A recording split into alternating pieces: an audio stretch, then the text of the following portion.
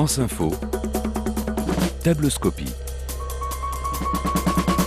Aujourd'hui, direction le Grand Palais, qui expose jusqu'au 20 janvier prochain l'étoile d'un artiste d'origine suisse, longtemps adulé, puis un peu oublié par le monde de l'art. C'est son tableau le plus célèbre que vous allez découvrir en compagnie de David, Béatrice, Claudine, Lucas.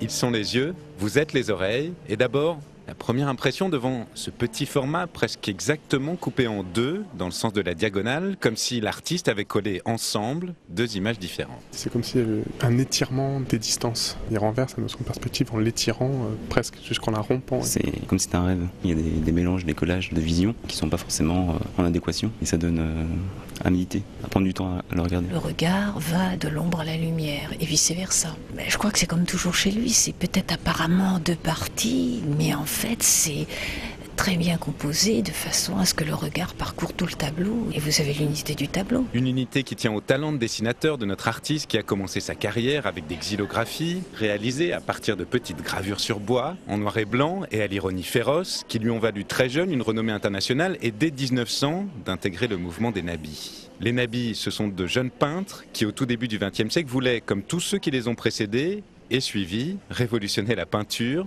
Le mouvement se disperse quelques années plus tard, mais notre artiste continue sa quête. Le mouvement, la couleur, l'ombre également qui la rend très légère et où il donne beaucoup d'importance à la petite fille qui court après le ballon et on cherche à savoir qui est au fond. Parce que ce tableau est habité par des personnages, trois. Cette petite fille au premier plan, légère comme l'air, qui agite le tablier de sa robe, et ces deux personnages au fond de la partie sombre du tableau, qui semble beaucoup trop loin pour pouvoir la surveiller. Non, je pense que la gosse a bien de la chance parce qu'elle est parfaitement libre.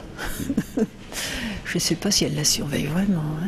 C'est vraiment un espace de liberté pour la gosse. Qui peut effectivement courir en toute liberté derrière. Le point rouge. Ce fameux point rouge qui donne son titre à notre chef-d'œuvre et qui est le point de départ de ce tableau, mais il en est aussi le point final. Et bien sûr ce ballon rouge qu'on suit forcément, qu'on a envie presque d'aller chercher pour elle. Ça fait un peu peur, je trouve. La façon dont on s'est orienté vers un angle plutôt sombre. Presque même un côté menaçant fourré parce qu'on voit même pas les troncs, on voit même pas les ramures. Donc si le ballon s'y perd, la petite fille s'y perd aussi finalement.